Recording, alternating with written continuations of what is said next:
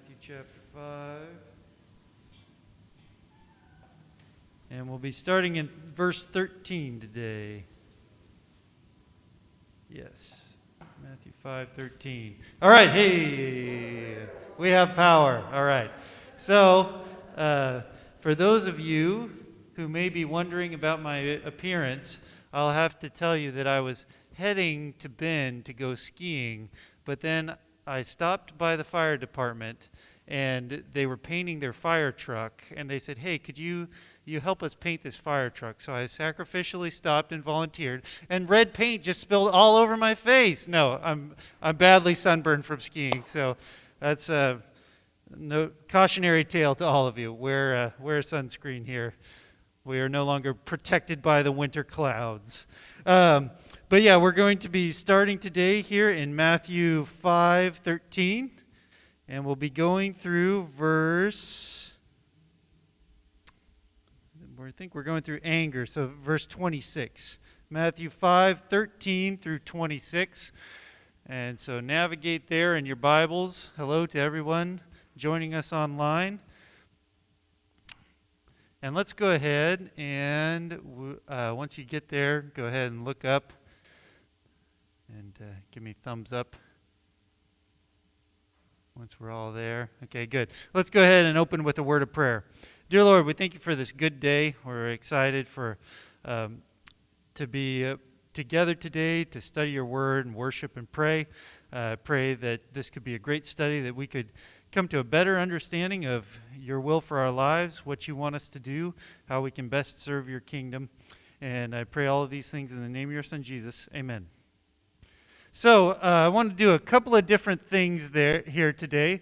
Firstly, I put out the order of what we're going to do today here because I'm planning on going out of order, actually. So first we're going to talk about salt and light, and then we're going to do a little introduction into the antitheses, and anger is the first antitheses in this section. And then finally, we'll get into fulfillment of the law, which I think is kind of the most challenging part of this section. So we're actually we'll start at the beginning, and then we'll skip to the end, and then we're going to do the middle part last. And then just a little bit here. Was anybody able to read the article by Gordon Fee on the meaning of the law? Okay, a couple of you. Yeah, okay, yeah, good. That John handed out last week. I found this to be a very helpful article, so we're going to kind of end with that and discuss how do we interpret the law, which I thought was the most complex part of this section. So let's go ahead and let's get started. Open up in Matthew 5:13. I'm going to read this section first. Okay, you are the salt of the earth, but if salt loses its taste, how shall its saltiness be restored? It is no longer good for anything except to be thrown out and trampled under people's feet. You are the light of the world. A city on a hill cannot be hidden. Nor do people light a lamp and put it under a basket, but on a stand, and it gives light to all in the house. In the same way, let your light shine before others, so that they may see your good works and give glory to your Father in heaven. So for this first section, should be a pretty familiar section to us. Let's go ahead. Could somebody in the back help me advance that slide? Maybe one. Let's go back a little. I'm doing the damage. Okay, there we go. Okay, this is where we should be. All right, there we go. Okay, so first, did anybody pick up on this section? This is a very, very familiar passage on salt and light. Did anybody pick up any interesting things from the Mount's commentary? Anything fine? I'd like this to be, more discussion-based, not just me lecturing. So if anybody got anything good from there, go ahead and share it at this point. I'll share a couple of things as well. Anybody? Yeah, might not have brought it or might not remember it. But so he brought out some interesting points to this section. He brought out that salt is a preserver and a purifier and a seasoning. And then he brought out the main question of the passage, and I think Thomas also brought this out, is how can salt lose its saltiness? So that's a question for you all. How can salt lose its saltiness, or light lose its light? What's the answer to that question? Yeah, it can't. You can't really lose your saltiness, and you can't lose your light. However, Mounce brings out the point that the only way that you can make salt unsalty is to dilute it. Right? Salt never loses its saltiness by itself. However, it can be diluted to the point where you can't really taste it. Yes? I can't really speak to salt, but light's easier. You can put it under a bushel. Yes. Well, song. You can blow it out. But we don't let Satan put it out, right? We're going to let it shine. That's right. Yeah, exactly. So I think that really speaks to our Christian influence in the world. I think I had a couple pictures here. So salt, it's a preservative and a purifier, right? So in the ancient world, we all know this, that salt is what you use to preserve your food, which we mostly use it for flavor now, not so much for preserving food. This is a guy preparing some prosciutto, I think, salt-preserved meat. And then light. Can't lose its light unless you snuff it out. Now this is actually, light is different than salt, right? Salt can't lose its saltiness. It can only be diluted. And then, like, say you put a little salt in a water, you could boil the water and get the salt back, right? That's possible to do. However, light is different, right? Light can be extinguished by, yes, Kathy, you got a comment. Light, when you're closest to its source, Mm-hmm. is more effective. Mm-hmm. The further back in the darkness that you get from a light source, it loses its effectiveness. Yeah. So the distance that you're removed from the light could you can't see it as well, right? Yeah, that's a good point as well. Yeah. So, but light, it can be extinguished, right? You could put a snuffer on a candle and it goes out, right? For lack of oxygen. Let's make a couple of connections here for our own Christian walk and our own Christian life. How do you connect these metaphors? What are they telling us about how we should live as citizens of the kingdom of God? What do you think? Yes, Alan. To follow Kathy's example, I guess I would have to get closer to the person that needs to see the light. Okay. The guy might be here. Okay, yeah. Any other connections we can draw? You have to be involved in interacting with people. You can't be salty in the earth unless you're part of the earth and involved without seeing people. Yeah, that's a good point. Yeah, salt, if it's all just in one clump, right, you don't just want to take a handful of it and shove it in your mouth, right? It's actually too much, too strong. We need to be salting the earth, preserving the earth, spreading that Christian influence all around. That's a good point. Anybody else, any thoughts? Well, light has to have a source of fuel. So you have to make sure that you're providing fuel for the light. Okay, yeah.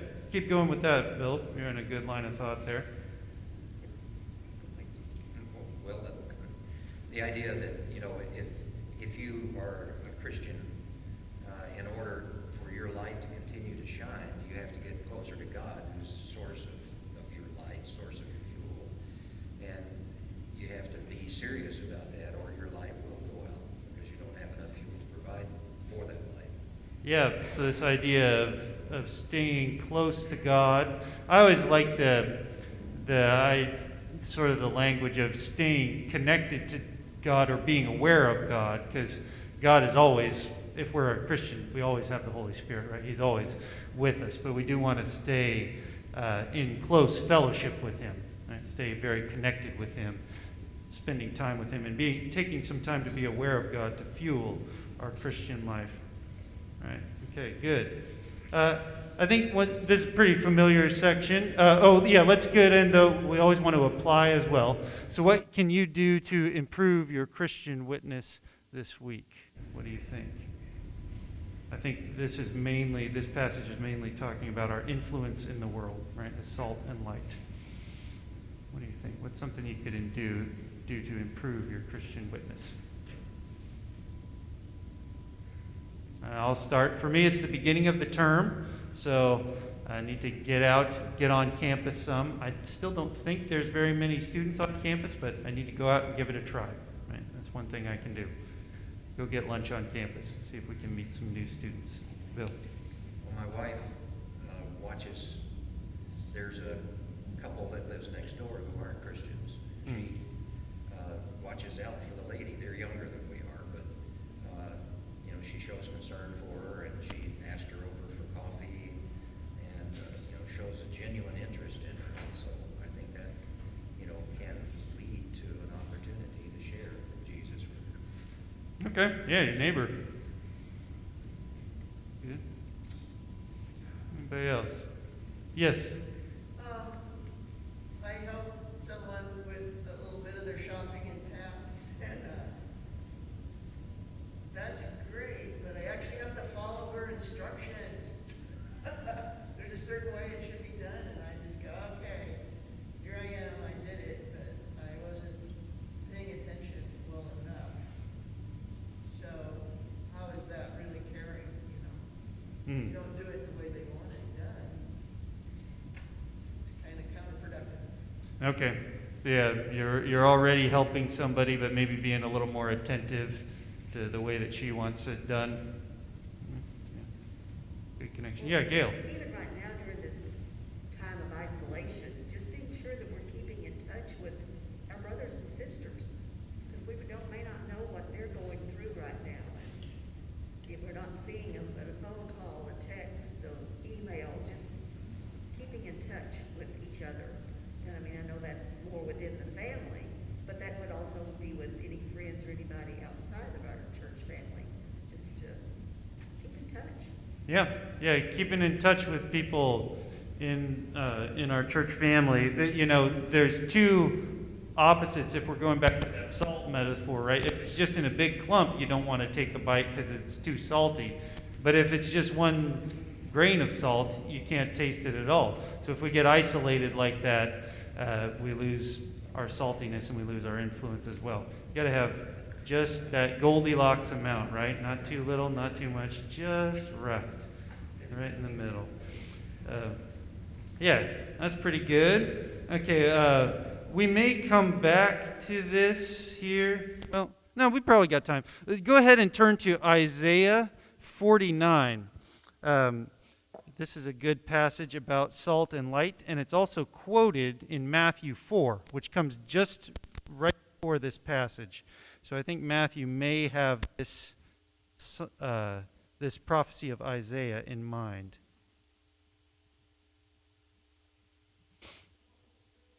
Isaiah 49. No. Isaiah 42. Isaiah 42, 1 through 9. Isaiah 42, 1 through 9.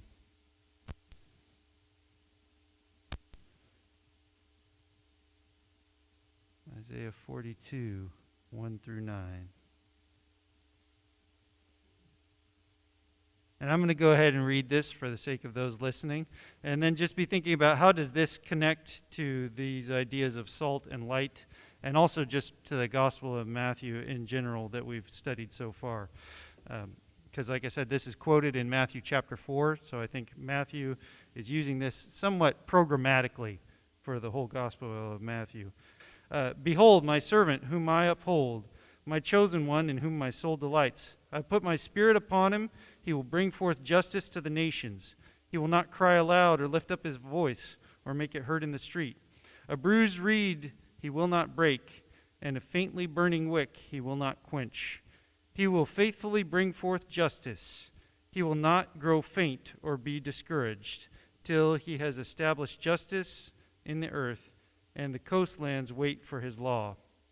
Thus says God the Lord, who created the heavens and stretched them out, who spread out the earth and what comes from it, who gives breath to people on it and spirit to those who walk in it. I am the Lord, I have called you in righteousness. I will take you by the hand and keep you. I will give you as a covenant for the people, a light for the nations, to open the eyes that are blind and bring out the prisoners from the dungeon, from the prison those who sit in darkness. I am the Lord, that is my name. My glory I give to no other, nor my praise to carved idols. Behold, the former things have come to pass, and I now declare new things that I now declare. Before they spring forth, I tell you of them. What do you see there? How does this connect to the scripture that we just read?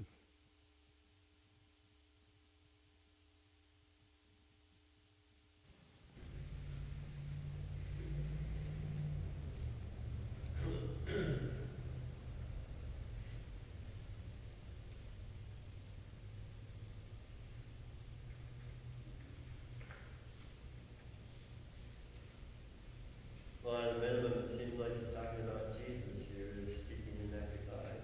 Yep, definitely a messianic psalm here.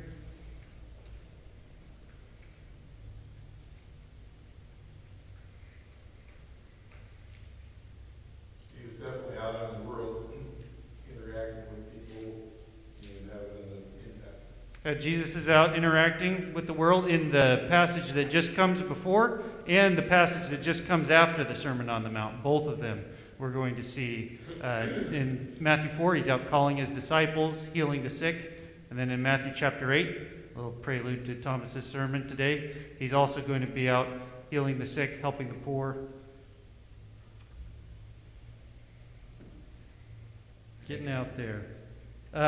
Specifically here in verse 6, I think is particular to this salt and light idea. I am the Lord. I've called you in righteousness. I will take you by the hand and keep you.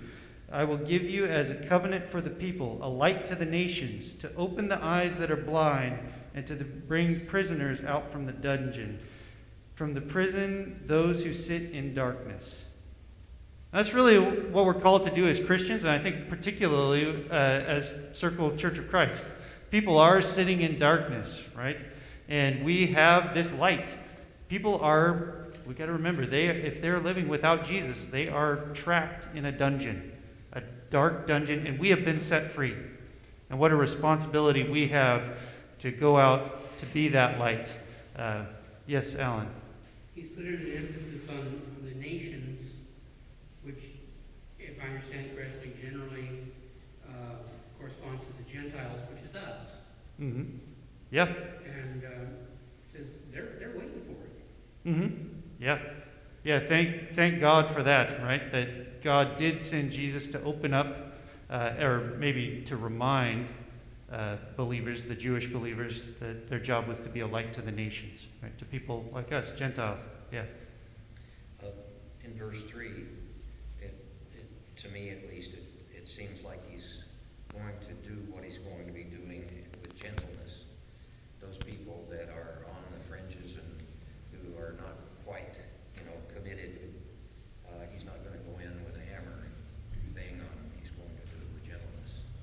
Right, yeah. They used to call us Bible thumpers, but now during COVID, we're all on our smartphones, so it hurts more if you do it, so don't do that. No Bible thumping. Also, you'll break your phone, so not a good idea.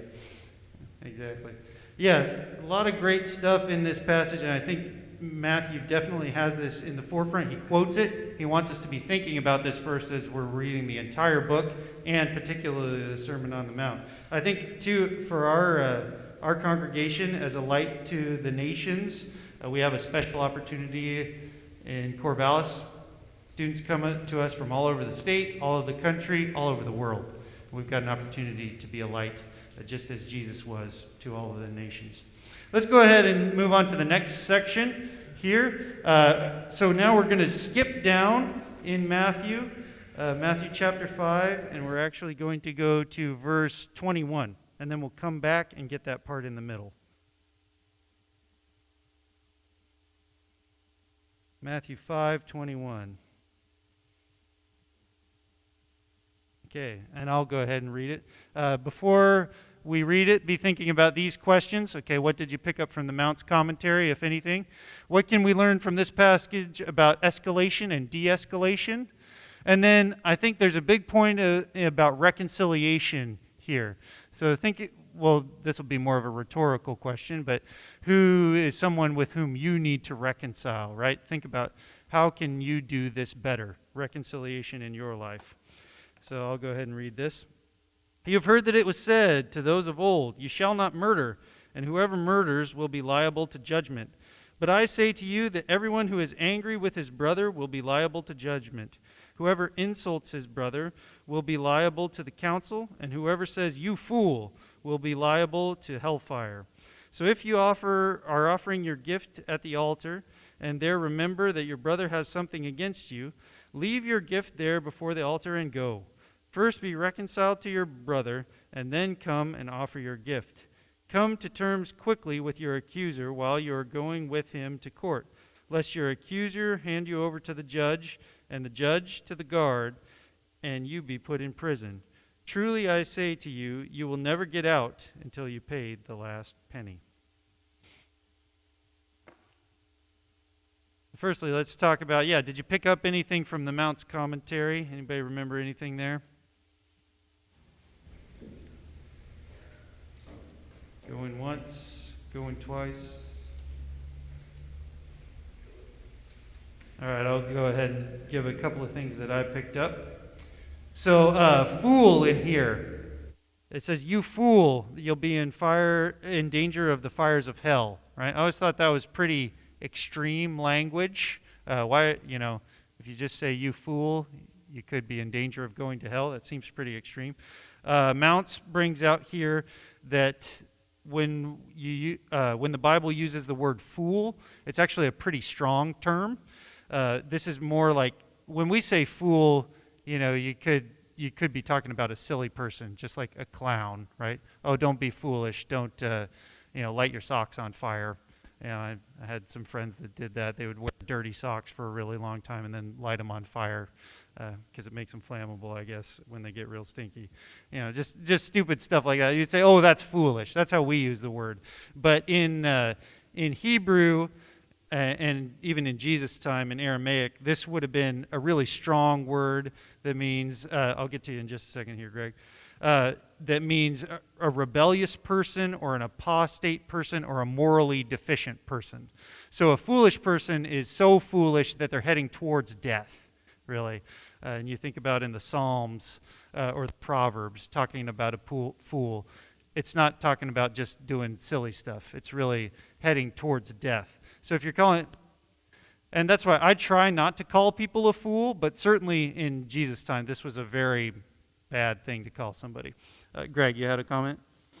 The socks when they burn them? No, you take the sock off before burning them. I'm sorry to all the teenage parents out there. I'm giving your teenagers bad ideas. Don't do that. It is stupid, but maybe not foolish. Yeah. Unintelligent.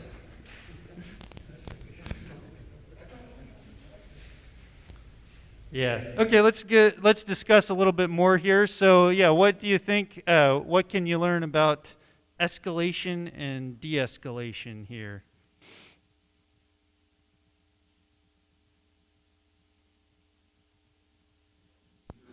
To de-escalate, he said, if you're going to court with your adversary, you'd be better off if you de-escalate the whole thing before you get to the judge. Yeah, exactly. To kind of nipping that conflict in the bud, right? Try and de-escalate it. Go to your brother first before it goes to the judge. We're going to see this reinforced in Matthew 18 when Matthew's getting into reconciliation in the church, right? Jesus through Matthew is going to reiterate this point, saying, if you got a conflict with a brother, first go one-on-one, right? Don't try and build a little group and then go against him. Seems like a good idea. Oh yeah, let's do 2 versus 1 or 3 versus 1. But it usually winds up getting more messy. Yeah, and it says, do not murder, but that is like, don't even be angry. I mean, that's a leap, but it's kind of saying,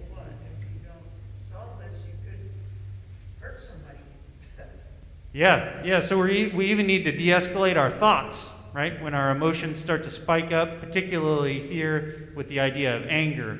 When you start to get angry at somebody, that's the point to nip it in the bud. Go ahead and calm yourself down. And if you need to, go and be reconciled to that person right now, right? As soon as you start to get that thought.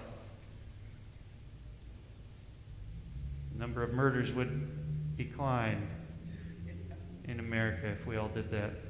Yes, Darla. I think just our understanding of some of this, it was real revealing when we were talking with my sister, Rock, and what does that mean to any of us? It doesn't really mean anything. That to her, when she read that the first time, she was just shocked. It's the idea that you hope something bad happens to someone. And, right, different language. And so, yeah, that was just something that was real revealing to me to have that. Who thinks that way? But that does happen, I think, sometimes. And when people are holding something against someone or feeling badly towards them and they don't act on it, it is bad for their hearts. Yeah. Causes stress. It's bad for your health. Exactly. The first part you were saying about your sister, could you repeat that? I didn't hear through the mask. Oh, she just did second language, and rocket is something that I've never understood. I've never said rocket anyway, because I have no idea. But the idea behind it is hoping something bad happens to someone. Yeah. It's a word in use in Europe, apparently, still today. Oh, really? Yeah, and a pretty strong term in Europe, too. Yeah, it's something you don't say. It's pretty terrible. Yeah. But the idea behind it, and I think we don't have a good understanding of that because we don't use that. Yeah. Well, and can't we do that, though, sometime? We'll just, see somebody that's maybe non-Christian or living differently than we do, and we just assume, oh, yeah, they're doomed, that they're just a person, non-believer, probably going to hell. This is the same thought that Jesus is saying, don't go there, right? I think it's more than that. I think he was hoping that they could help. Yes, yeah. Yes, Greg. I kind of think along the same lines when they were teaching us, is we don't take, just because we're being shot at, do not take it personal, because you're shooting at them. It's your job. And I remember watching a John Wayne movie where one of his captains was killed by the enemy, and he caught up with the enemy, and the enemy thought, oh, now you're here to take revenge? He said, no, what you did was an act of war. I have no problem with what you did. I want to find the traitor who sold you the information so that my captain got killed. That's the person I went after. Well, what you did was an act of war and an act of whatever. And what he did for money. Yeah. Well, we can see here one small choice at the beginning turns into a big mess later on. So it became, right? so it was personal at that point. Yeah, start it back at the beginning. That starts with a bad thought and then grows into something worse. Yeah. Let's maybe flow into your next section, which I'm eager for you to get to, but it seems like in this whole last 2/3 of Matthew 5, Jesus is saying, you've heard that it was said, but here's what I'm going to tell you. Yeah. It really is. And so, for example, with the murder part, it looks like he's getting more to the intent of the law and the heart of the matter. Not many people premeditate the demise of a person instantaneously. Yeah. Right? It is a development, right? It will probably start out with anger, hurt, very deep-seated, passionate emotions. Yeah. It seems like Jesus is starting to talk about dealing with your heart. And for example, next week we'll be talking about, don't commit adultery, but actually don't even lust. Well, under the old law, you could lust for somebody and be in compliance with the law, technically, as long as you didn't go the distance.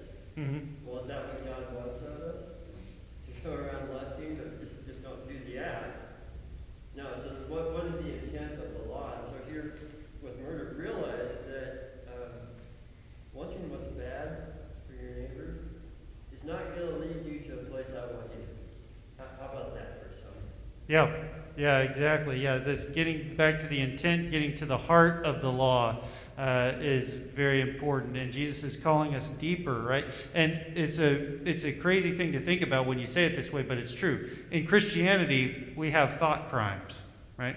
That's not America. We say, no, you got freedom of speech. There's no such thing as a thought crime. You can express yourself.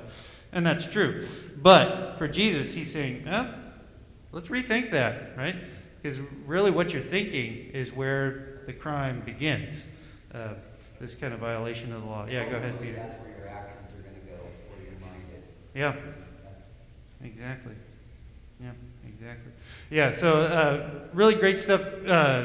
Eric actually gave a very good summary of the antithesis. This is the next section. I just want to give a little bit of briefing on this because this is where we're heading into. We've got an antithesis on anger where Jesus says, "You have heard that it was said, but I say to you this." So you've heard this from the law or from your culture, but I'm saying this. That's going to be true for anger, lust, divorce, oaths, retaliation, loving your enemies, all the way until chapter 6.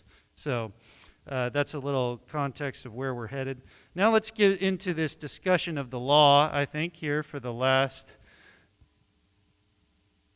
Oh yeah, this was what I was saying about the fool, moros. And this is from Psalms 14:1. The fool says in his heart, there is no God. They are corrupt. They do abominable deeds. There is none who does good. So really, you can see here this fool idea. Very strong word. Very strong word.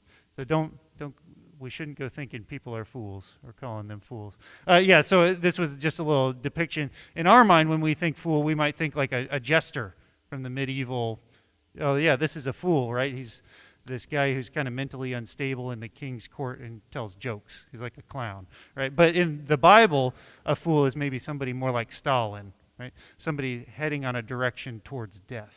A much more serious word.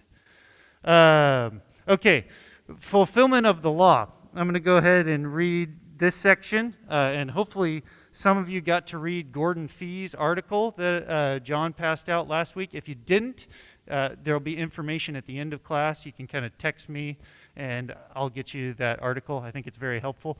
But yeah, so I'll read that and be thinking of how can we make sense of verse 19. And if we're honest, as Christians, we have relaxed a lot of the commandments of the old law, right? So we got to make some kind of sense out of this. So I'm going to go ahead and read this section. Do not think, this is Matthew 5:17 for those listening. Do not think that I have come to abolish the law and the prophets. I have not come to abolish them, but to fulfill them. For truly, I say to you, until heaven and earth pass away, not one iota, not a dot will pass from the law until all is accomplished. Therefore, whoever relaxes one of the least of these commandments and teaches others to do so will be called least in the kingdom of heaven. But whoever does them and teaches them will be called great in the kingdom of heaven. For I tell you, unless your righteousness exceeds that of the scribes and Pharisees, you will never enter the kingdom of heaven. Yeah, I think this is a pretty challenging verse here. How do we make sense of that? I'll read it again. Whoever relaxes one of the least of these commandments and teaches others to do the same will be called least in the kingdom of heaven. But whoever does them and teaches them will be called great in the kingdom of heaven. Now, if we're honest, I'm pretty sure I'm wearing clothes made of two different fabrics here, right? I'm definitely breaking the law. So how do we make sense of that? And for people that were able to read Gordon Fee's article, hopefully that was enlightening as well. Yes, Alan. I did not read Gordon Fee's article. You can still talk. Yeah, you're allowed. But the law was not abolished, it was fulfilled. Mm-hmm. And they went to great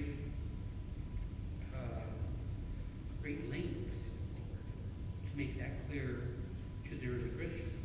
Mm-hmm. We don't have to follow those laws. Mm-hmm. Yep. We follow another law, which is Christ's law. Mm-hmm. Yeah, so that's one way to make sense of it is, and there's good textual support for that, right? Because he says, I didn't come to abolish the law, but to fulfill them. So kind of after Jesus came, there is a new law or a new covenant, and the law is abolished. That's one way to view it, and not a bad way. Anybody else, any ideas about how we make this work? I can't say anything beyond what Alan says. I mean, that seems to be what Scripture tells us. These are the one that was pretty good. Dealt really well with the idea of covenant testament, and once one is removed, you're not bound by it, especially if it wasn't written to you. Yeah. And yet you learn from it the nature of God, how He deals with His chosen people, etc. So I really can't. All we can do is enlighten or expand Alan's point. There's no. I mean, how do you get around it? I fulfilled it. How do you get around the Galatians where it says that law was supposed to lead us to Christ, and now that Christ has come, the old covenant is done away, the new is now in place. We're not subject to the old covenant. We can add nothing to that, I don't think. Yeah. So Fee is definitely, he's coming from the angle here that the old covenant is a moot point now, and we're moving on to a new one.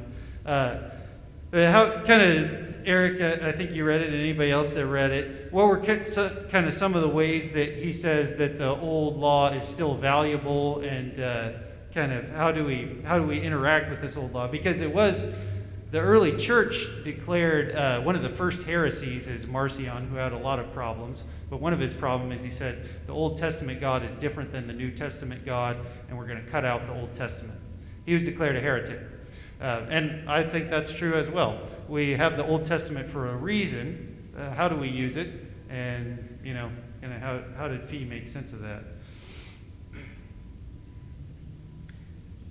Is there a difference between, or could you draw a difference between the law and commandments and regulations? Mm-hmm. Yep. Because the law, whenever the scribe came to Jesus and said, what's the greatest? And he said, love God, your neighbor as yourself.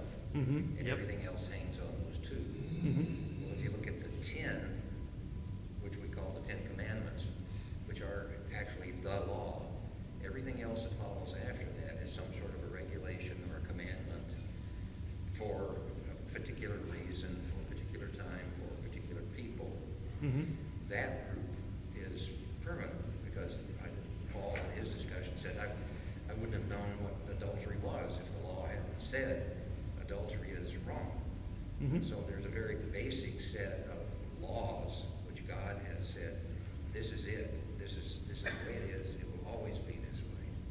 The one that confuses us is remember the Sabbath and keep it holy.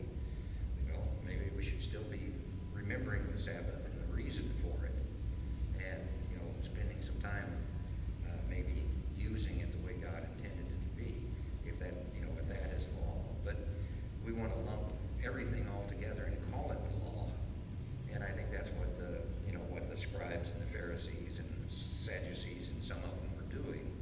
They were making regulations and commandments, traditions equivalent to the law that God declared.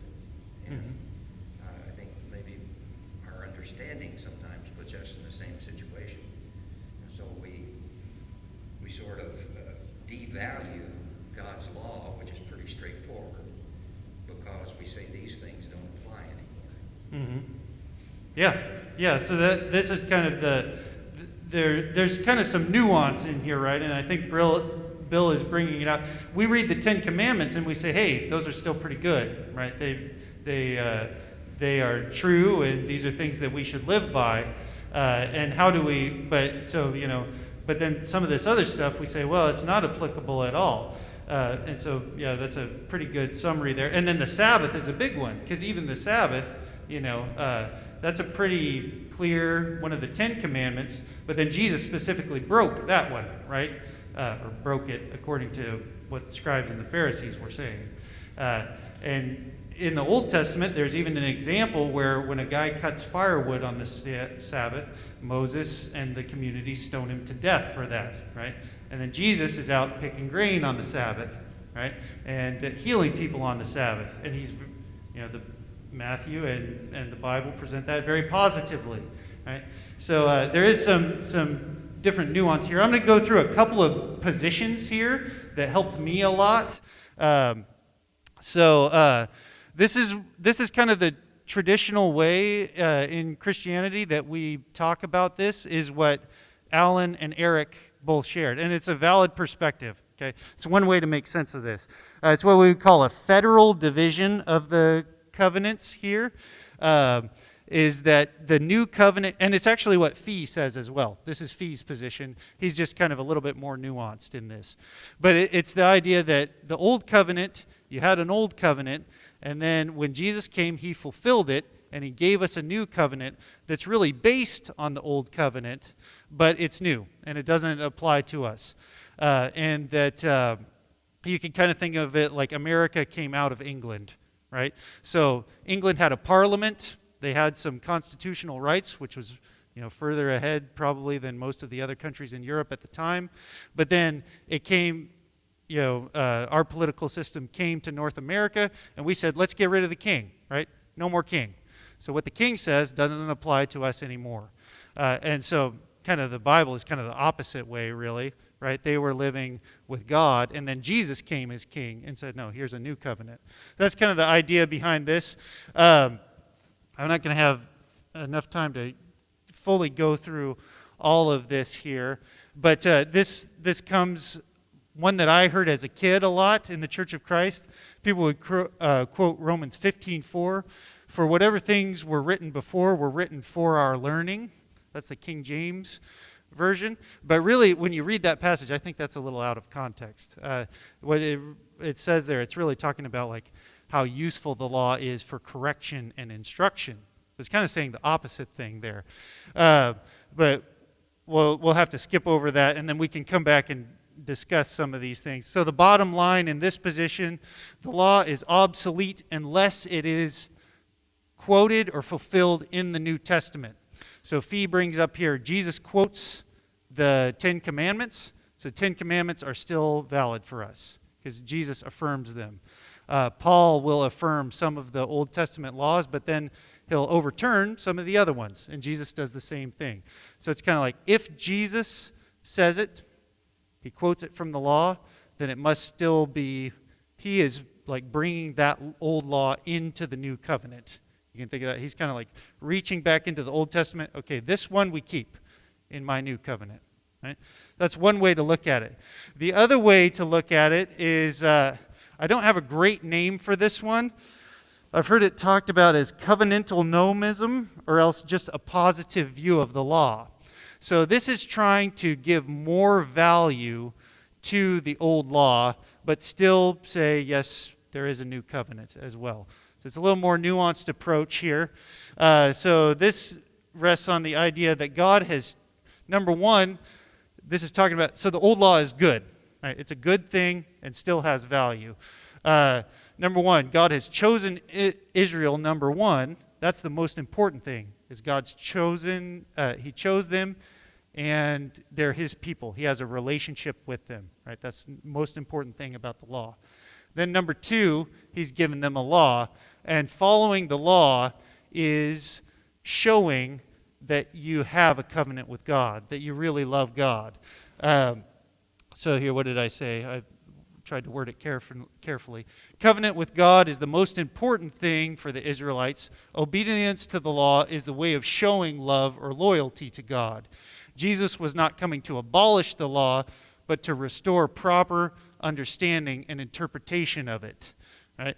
So here, there's a little bit here. Fee touches on it. He's actually the first position. So he's like a federal distinction of the covenants, the Old Covenant and New Covenant. But he does talk a little bit in this article about different kinds of law.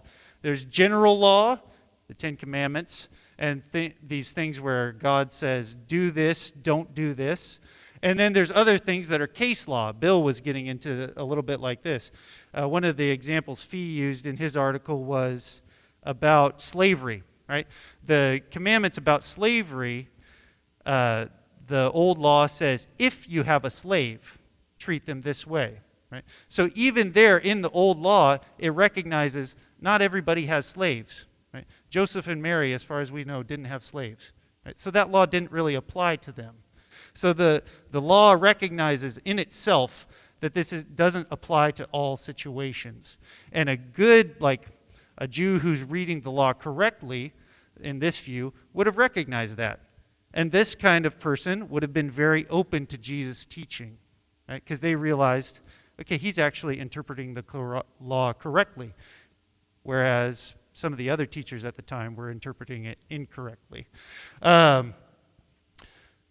I mentioned this one kind of jokingly about the two kinds of cloth. Does anybody remember what Fee said about the two kinds of cloth? What was that really talking about? It's kind of a minor point in the article.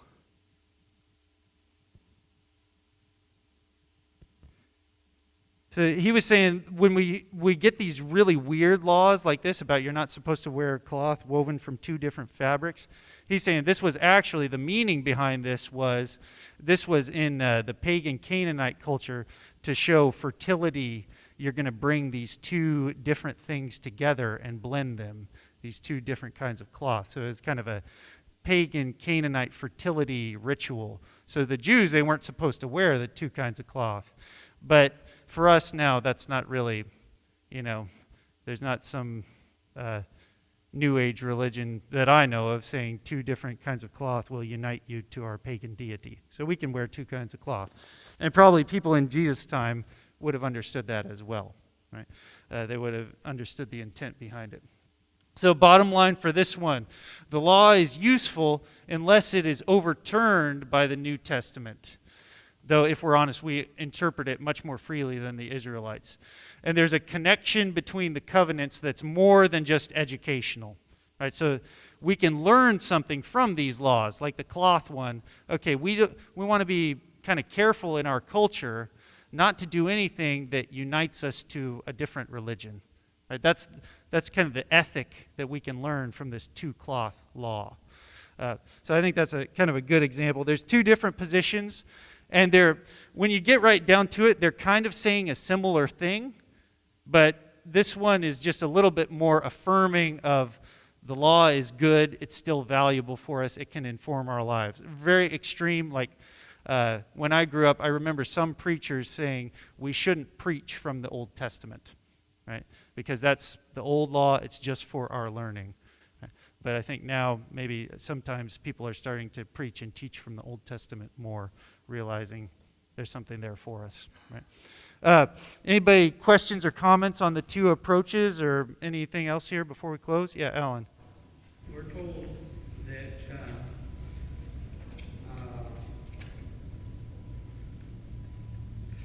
when they were discussing going back to the old law, Mm-hmm. they said for anybody who keeps part of the old law is baptism of blood. Mm-hmm. And we're clearly not told to keep all of it. Yep. We're told we're released from that. Mm-hmm.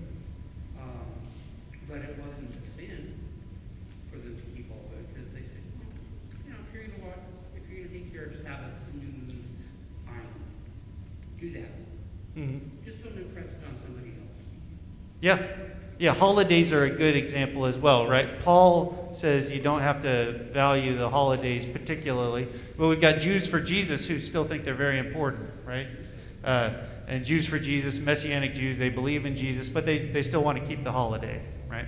So, and Paul's saying, yeah, if you want to keep the holiday, that's okay, but for all you other, you Gentiles, you don't have to do it, right? So, yeah, good example. But in this position, you would say, yeah, but there's something that we could learn from those holidays, right? We can learn something about our freedom from sin, etc., and taking some holy time for God, something like that. So, two different approaches to kind of make sense of how do we use the Old Testament. Right? So, good stuff. That's all the time we've got. I'll let you go. Use the restroom before church. One last slide here for next week. Our reading will be Matthew 5:27 through 37. And do remember to brush up on the Mount's commentary. we'll have a much better discussion if we do that. And if you didn't get a Gordon Fee's article and you want to text me, you can text me there. I just found this when I first read this passage, I was very confused. After reading Gordon Fee's article, I had a better understanding of it. So if you'd like that, text me. And text me your email. Good. All right. Dismissed. Yeah.